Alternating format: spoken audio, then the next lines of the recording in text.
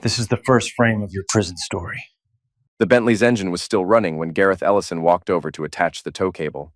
Steam rose from the luxury sedan's hood in the February morning air, and the driver's door hung open like a broken wing. He'd been managing the underground parking structure beneath the Riverside County Courthouse for 8 years, and he'd never seen someone abandon a $100,000 car at the exit gate. "Sir?" Gareth called out, his voice echoing off the concrete walls. "You can't leave your vehicle here." No response.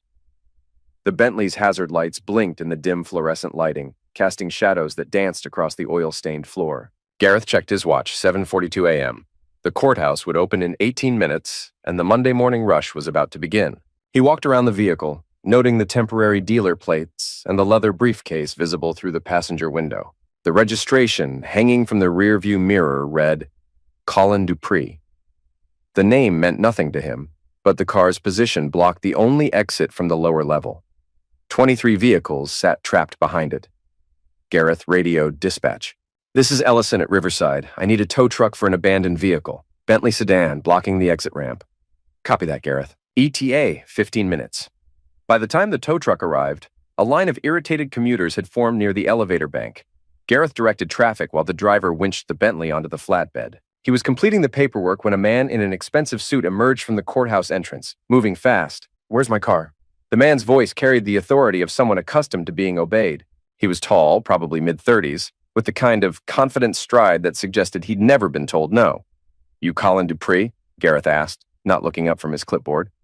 "Yeah, and you just towed my car. I want it back." "Vehicle was abandoned in a no-parking zone, blocking emergency egress." Gareth kept his tone neutral. "Tow fee is $200, plus storage." Colin stepped closer, close enough that Gareth could smell his cologne. "Listen, buddy, I'm not some deadbeat who can't pay a parking ticket.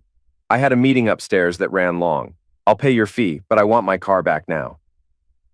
Tow company's policy is 48 hours minimum storage. "You can call them." Gareth handed him a card. "Daniel's Towing. They're on Maple Street." "This is ridiculous." Colin's face was reddening. "You know what I do for a living? I develop commercial real estate. I make more in a month than you probably see in a year." Gareth studied the man's face for the first time. Something familiar in the jawline, the set of the eyes. "Good for you." "You think this is funny?" Colin's voice rose. "I could buy this whole garage if I wanted to. I could have you fired with one phone call." "Maybe, but your car's still getting towed." Gareth turned to walk away. "Wait." Colin grabbed his arm. "What's your name?" "Gareth Ellison." Colin's grip tightened for a moment, then released. His expression shifted from anger to something like calculation. "Ellison. Huh. Small world. You know me?" "I know of you." Colin's smile was cold. "Yeah, I know of you." That evening, Gareth sat in his Toyota Camry across the street from his own house, watching Colin Dupree walk up the front steps of the duplex he'd inherited from his father. The house was a 1920s craftsman-style building that had been converted into 2 units. Gareth lived in the larger unit on the left, while the smaller one on the right had been rented to a retired teacher named Mrs. Patterson for the past 3 years. Colin had a key. Gareth's wife, Lena, answered the door before Colin could use it. She was wearing the red dress she'd bought for their anniversary dinner last month, the one she'd never worn for him. They embraced in the doorway, and Gareth felt something cold settle in his stomach. His phone buzzed, a text from Lena. "Working late tonight, don't wait up." Gareth drove home and parked in his usual spot in the driveway. The house was dark, except for the living room lamp on a timer. He sat in the kitchen, drinking coffee that had gone cold hours ago, and tried to make sense of what he'd seen. Colin Dupree. The name had been bothering him since the parking garage incident. He opened his laptop and searched social media. Colin's LinkedIn profile showed he worked for Meridian Development Group, a mid-sized firm specializing in residential conversions. His profile picture showed him at what looked like a corporate retreat, arm draped around a blonde woman in a cocktail dress. Gareth recognized the woman. It was Lena. He scrolled through Colin's posts. Photos from business dinners, construction sites, and charity events. In several photos, Lena appeared in the background. The timestamps went back months. At 11:47 p.m., Gareth heard Lena's key in the front door. She came into the kitchen, pulling off her coat. "You're up late," she said, not meeting his eyes. "Couldn't sleep. How was work?" "The usual, inventory discrepancies." Lena opened the refrigerator and pulled out a bottle of wine. Want some?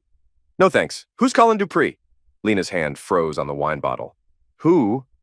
Colin Dupree, guy I met today, said he knew me. I don't know anyone by that name. She poured wine into a glass, her movements careful and deliberate. Why?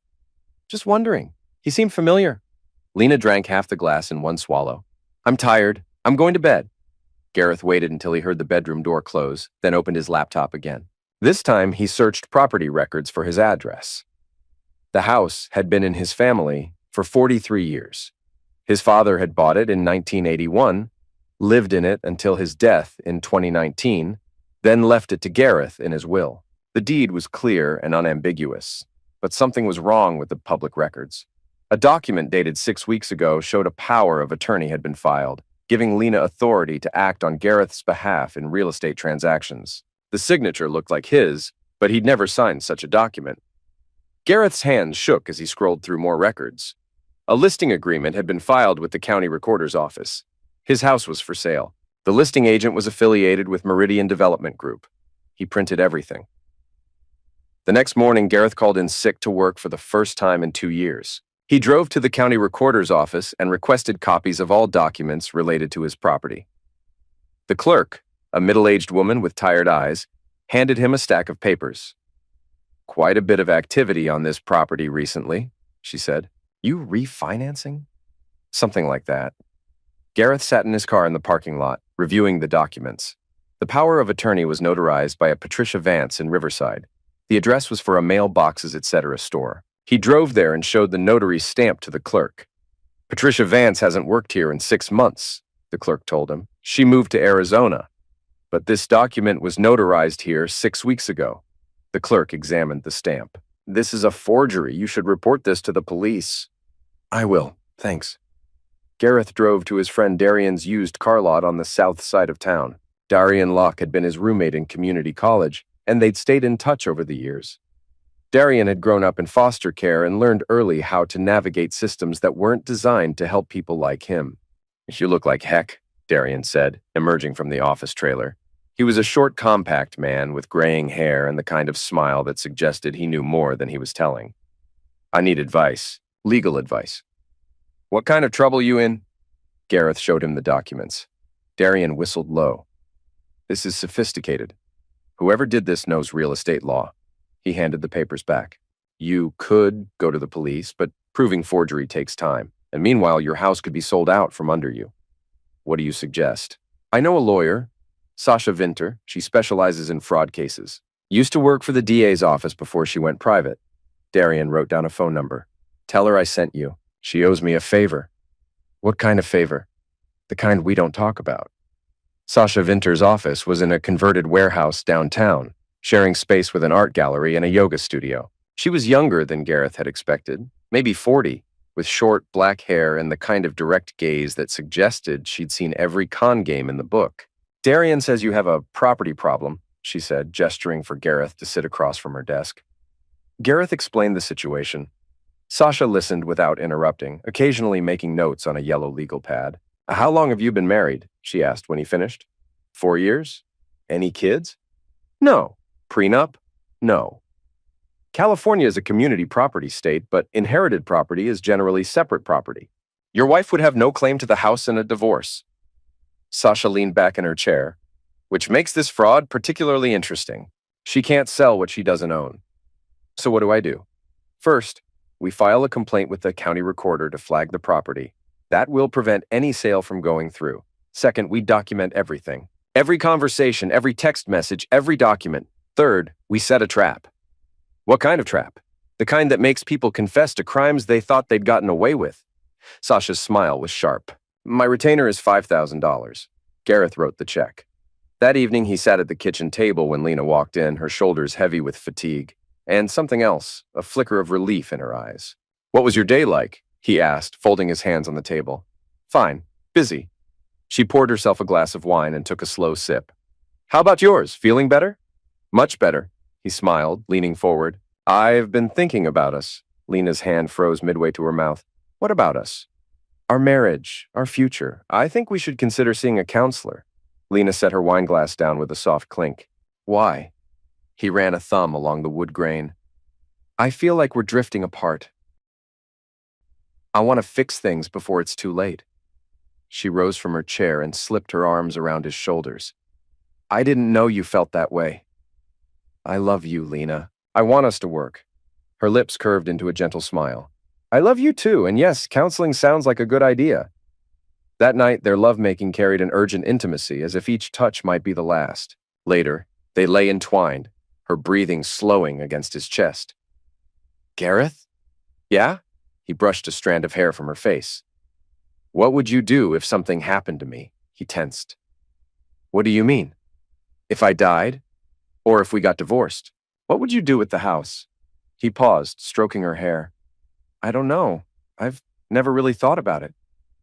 Her fingers traced idle patterns on his arm. I just wonder sometimes about the future.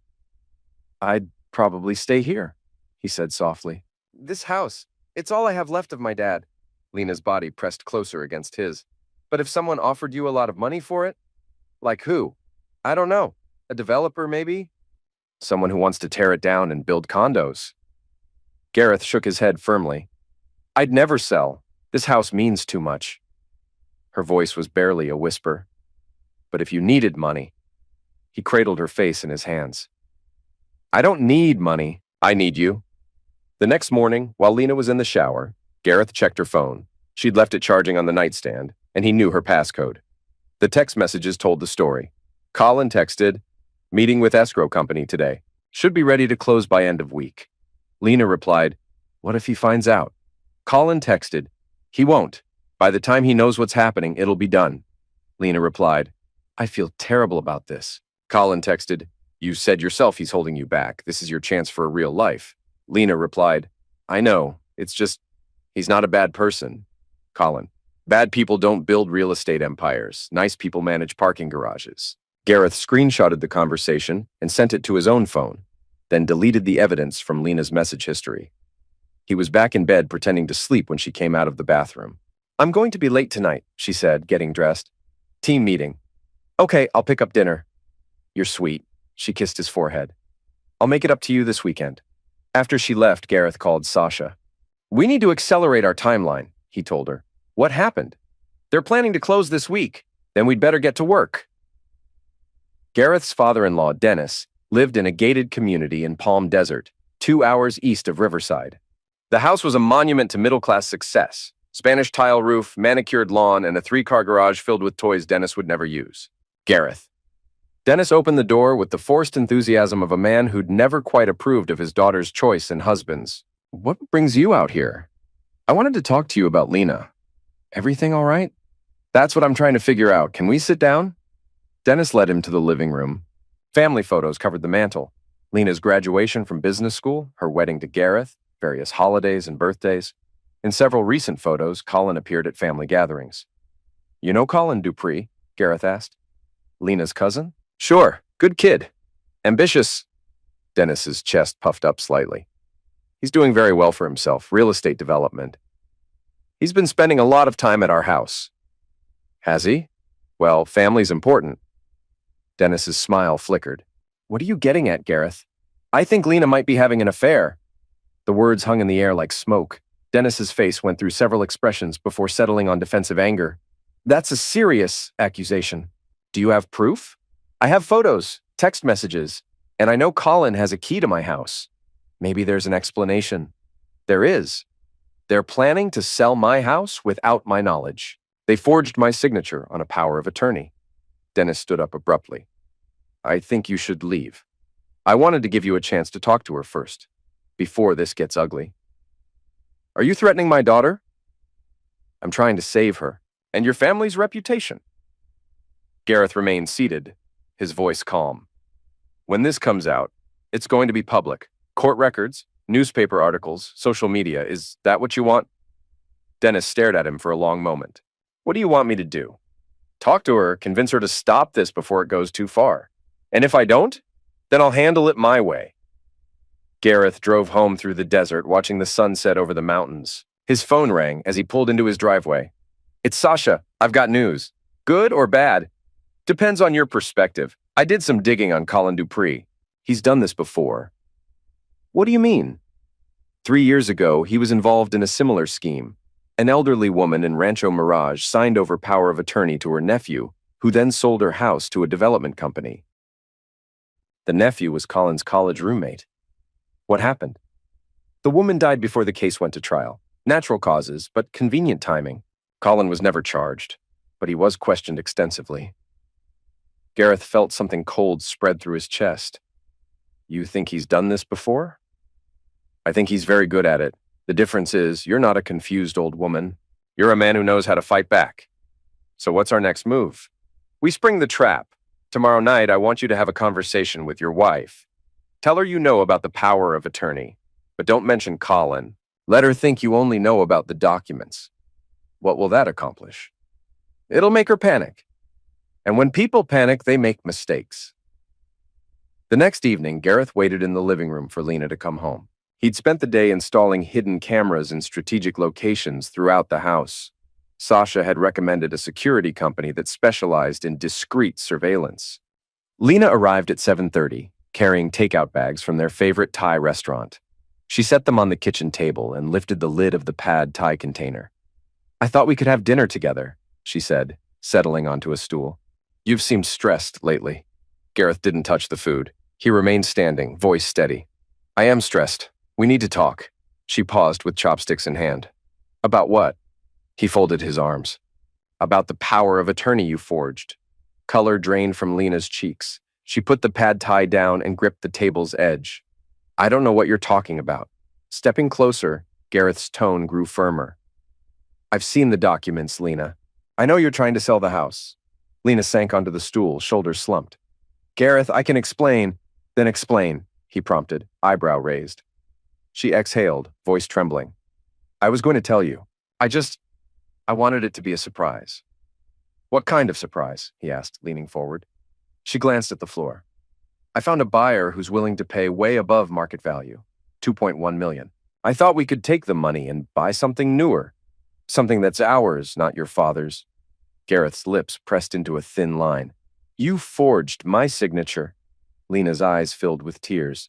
I was going to tell you before we closed. I just wanted to get the ball rolling. He pulled out a chair and sat opposite her, voice low. Who's the buyer? A development company, she whispered.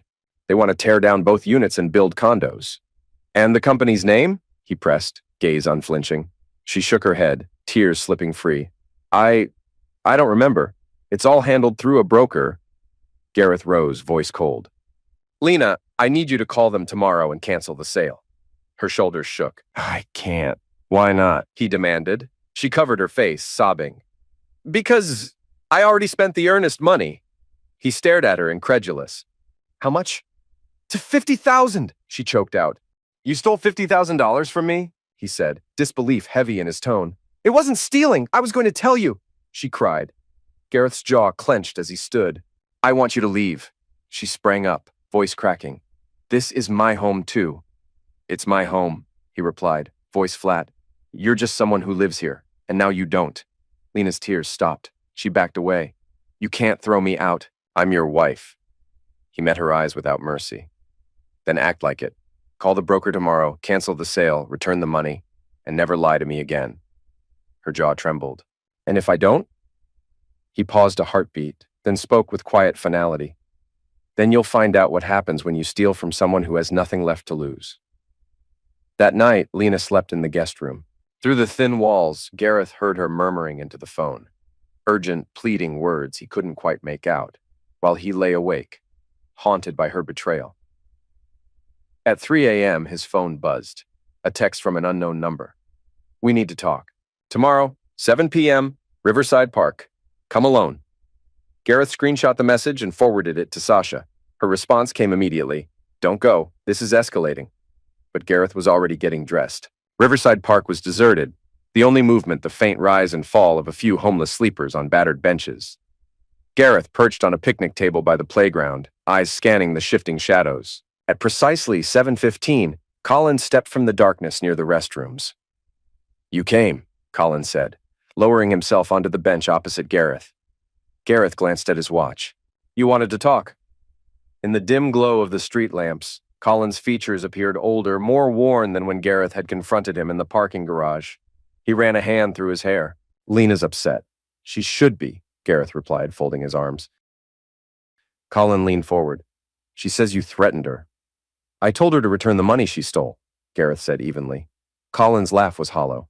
It's not that simple. Sure it is, Gareth insisted. She cancels the sale, returns the earnest money, and we pretend this never happened. Colin shook his head, eyes dark. You really don't understand, do you? Understand what? Gareth asked, tension creeping into his voice. My wife doesn't love you, Colin said flatly. She never loved you. She married you out of pity, because you were caring for your dying father, and she thought that was noble. Gareth's jaw tightened. Is that what she told you? She told me a lot of things, Colin replied, voice low. How you never had ambition. How you were content managing a parking garage your whole life. How she felt trapped. Gareth forced his expression to remain neutral. And you offered her a way out. Colin straightened. I offered her a life, a real life. We're going to buy a house in Malibu. Get married. Have kids. Gareth's eyes narrowed. With my money. With money from a house you never deserved, Colin shot back. You inherited it. You didn't earn it. Neither did you, Gareth muttered. Colin rose abruptly. Here's what's going to happen. Lena finishes the sale. You sign the papers, then you disappear. Gareth met his gaze. Or what? Colin's lips curled. Things get complicated. Accidents happen. People get hurt. For the first time in days, Gareth smiled. Are you threatening me?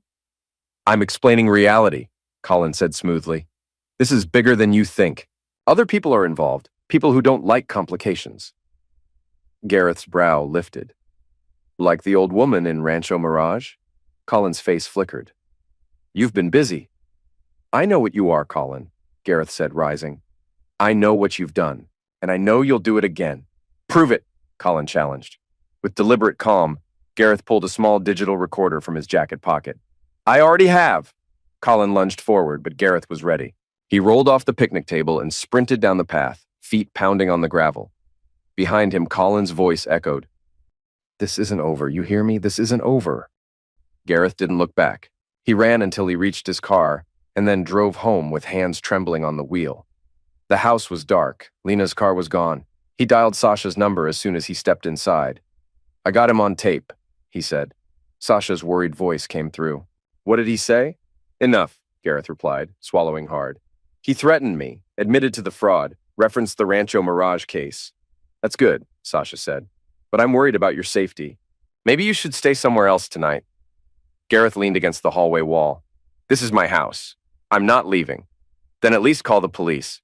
Not yet, he whispered, determination hardening his tone. I want to finish this first.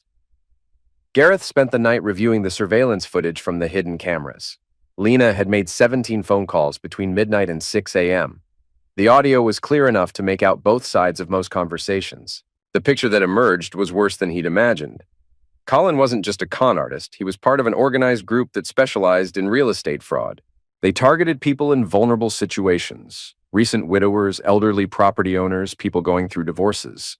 The scam was sophisticated, involving forged documents, bribed officials, and legitimate-looking shell companies. Lena wasn't just a victim or a co-conspirator. She was a recruiter. Her job at the shipping company gave her access to employee records, personal information, and family situations. She'd been feeding Colin information about potential targets for months. Gareth was just the biggest score. The next morning, he drove to the courthouse and filed a complaint with the district attorney's office. The prosecutor assigned to the case was a woman named Patricia Huang, who specialized in white-collar crime. This is extensive, Diana said, flipping through the stack of documents Gareth had laid out. How long have you been gathering this evidence? Gareth leaned forward, steepling his fingers. 3 days. Diana's brow shot up. 3 days. This looks like months of work. He met her gaze calmly. I'm motivated. She nodded slowly, tapping a pen against the table. I can see that. But Mr. Ellison, you should know. Building a case like this takes time. Months, maybe years. And there's no guarantee we'll recover your money. He shrugged. I don't care about the money. Her pen paused mid-tap. What do you care about then? Justice. Yet in the back of his mind, Gareth already knew that justice alone wouldn't be enough. That evening, Gareth sat in his living room, every light extinguished. He checked his watch. 9:30 p.m. Footsteps creaked on the hallway floor. He heard Lena's voice first, soft and cautious. "He's not here," she whispered. A deeper voice answered. "You sure?" Lena exhaled. "His car's gone." "Good," Colin murmured. "Let's get this done." Gareth held his breath as they moved through the house, shuffling papers, clinking glass. He recognized the distinctive click of his father's watch collection being lifted, then the soft jangle of his mother's jewelry. From the dining room came the clatter of fine china being packed away. Colin's voice rang out. "What about the safe?" "In the bedroom closet, behind the suits," Lena replied. "Know the combination?" Lena's tone was tight. "His father's birthday. Same one he uses for everything." A small smile curved Gareth's lips. 3 days ago, he'd changed that combination. For an hour they worked, carrying boxes to the car. Gareth counted 3 separate trips echoing down the driveway. Finally, the footsteps returned, hesitant. Lena's voice trembled as she announced, "That's everything valuable." Colin exhaled with satisfaction. "Good, now we torch the place." Lena gasped. "What?" He shrugged. "Insurance fraud. Reported as arson. Then collect the payout on top of the sale price." Her protest was sharp. "Colin, no, I can't. I won't." He stepped closer, voice low. "You don't have a choice. We're in too deep now." "I never agreed to this," he countered, voice cold. "You agreed when you forged his signature, when you spent the earnest money, when you handed me his house key." A slap cracked through the darkness. Lena cried out. "Don't touch me." Colin's tone hardened. "You'll do what I tell you. We're partners now, equal partners." "I want out," he chuckled grimly. "Too late for that." At that moment, Gareth rose and flipped the living room lights on. "Hello, Lena," he called, stepping into view. They spun toward him. Colin stood clutching a gas can. Lena clutched a box of war medals. "Gareth." Lena dropped the box. Medals spilled across the carpet. "I can explain." His expression was calm. "I know you can. You're very good at explaining." He turned toward Colin. "Insurance fraud. Interesting twist." Colin set the gas can down. "How long have you been here?" "Long enough." Gareth held up his phone. "Smile for the camera." Lena's eyes went wide as metals glinted in the lens. "Gareth, please." He ignored her. "This video's been recording for the past hour. Everything's uploaded." Colin's face reddened. "You son of a witch!" Gareth stood tall. "Breaking and entering, theft, conspiracy to commit arson, insurance fraud. You're looking at 10 to 15 years. Colin's jaw clenched. "You think you're smart?" Gareth took a step closer. "I think I'm thorough. I know about the Rancho Mirage case, the shell companies, the other victims. And I know you're going to prison." Colin's hand darted inside his jacket. He revealed a magnum. "Colin, no," Lena screamed. He barked, "Shut up!" and aimed the weapon at Gareth. "You're going to delete that video." Gareth's voice stayed steady. "No." "I'll end you," Colin snarled. "Maybe," Gareth admitted. "But the video's already in the cloud. Killing me won't change anything." Colin's hand trembled. "You're bluffing," Gareth smiled. "Am I?" He held the phone's screen aloft. "There's only one way to find out." Silence fell. Then Colin's arm slackened and the magnum lowered. "This isn't over," he muttered. Gareth exhaled. "Yes, it is." He dialed emergency. Minutes later, flashing lights painted the room red and blue. Police officers moved in, securing Colin and handcuffing Lena. The fire department stood by, ready to inspect. An ambulance crew checked Gareth for shock. As Colin was led away, Diana appeared at the door. She nodded at Gareth. "Justice?" she murmured. He allowed himself a tight smile. "Justice." The next morning, Gareth sat in his kitchen, drinking coffee and reading the newspaper. The front page featured a story about the arrest of a real estate fraud ring. His name wasn't mentioned, but the details were all there. His phone rang. Sasha. "Congratulations," she said. "You did it." "It's not over yet. The DA's office is confident they can make the charges stick. Colin's looking at significant prison time." "What about Lena?" "That depends on how much she cooperates. If she testifies against Colin, she might get probation." "And the house?" "It's yours. The fraudulent sale has been voided. You'll need to deal with the insurance company about the attempted arson, but that's a formality." Gareth hung up and walked through his house, surveying the damage. They'd taken his father's watches, his mother's jewelry, and several other valuable items. But the house itself was intact. He spent the day cleaning up, putting things back in their proper places. It felt like restoration, like healing. That evening, he drove to the courthouse parking garage. His shift didn't start until Monday, but he wanted to see the place again, to remember who he was before all this started. The garage was silent, illuminated by the same fluorescent lights that had buzzed overhead when he'd started here 8 years ago. Gareth walked to the empty slot where Colin's Bentley had blocked the exit. "Excuse me." A poised voice drifted from near the elevator. Gareth turned to see a woman in an expensive suit holding a set of keys. "Can I help you?" he asked, folding his arms. She offered a polite smile. "Are you the manager?" He nodded. "Yes." Her gaze sharpened. "I'm looking for someone who can help me with a problem." Gareth raised an eyebrow. "What kind of problem?" She leaned in slightly, voice low. "The kind that requires discretion." He studied her. A few years older than Lena, perhaps 45, with the calm confidence that comes from wealth and influence. Across the garage, her black Mercedes with dealer plates sat in the visitor section. "I'm sorry," he said, shaking his head. "I manage parking spaces, not problems." She didn't flinch. Producing a sleek business card, she extended it toward him. "I've heard you're very good at both." Gareth glanced at the card, then pocketed it without taking it. "You've heard wrong." She nodded once, smoothly tucking the card into her jacket. "If you change your mind, call me. I pay well for results." She walked to her car and drove away. Gareth looked at the card. It was expensive cardstock with raised lettering. Victoria Ashford, Private Consulting.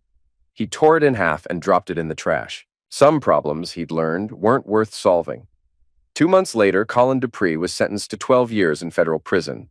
Lena received 5 years probation in exchange for her testimony. The house was officially clear of all liens and fraudulent claims. Gareth kept his job at the parking garage. He liked the routine, the predictability. He liked being the person who made sure everyone got where they needed to go. The divorce was finalized on a Tuesday in April. Lena didn't contest it. She'd moved back in with her parents and was working at a call center trying to rebuild her life. Gareth never saw her again. The house felt different now, cleaner, more his. He'd replaced the locks and installed a proper security system. Mrs. Patterson, his tenant, had been understanding about the whole situation. She'd even brought him a casserole on the day the divorce was finalized. "You did the right thing," she told him. "Some people need to learn that actions have consequences. I just wanted my house back. You got more than that. You got your life back." That evening, Gareth sat on his front porch watching the sunset paint the sky orange and pink. The neighborhood was quiet, peaceful. A few kids rode bicycles in the street. A dog barked somewhere in the distance. His phone buzzed, a text from Darian. "Drink tonight, my treat." Gareth smiled and typed back, "Sure, but I'm driving." "Course you are. You're the most careful man I know." "I'm learning." "Learning what?" "That careful and smart aren't the same thing." Gareth walked back into his house and closed the door. The sound of the lock clicking into place was the most satisfying sound he'd ever heard.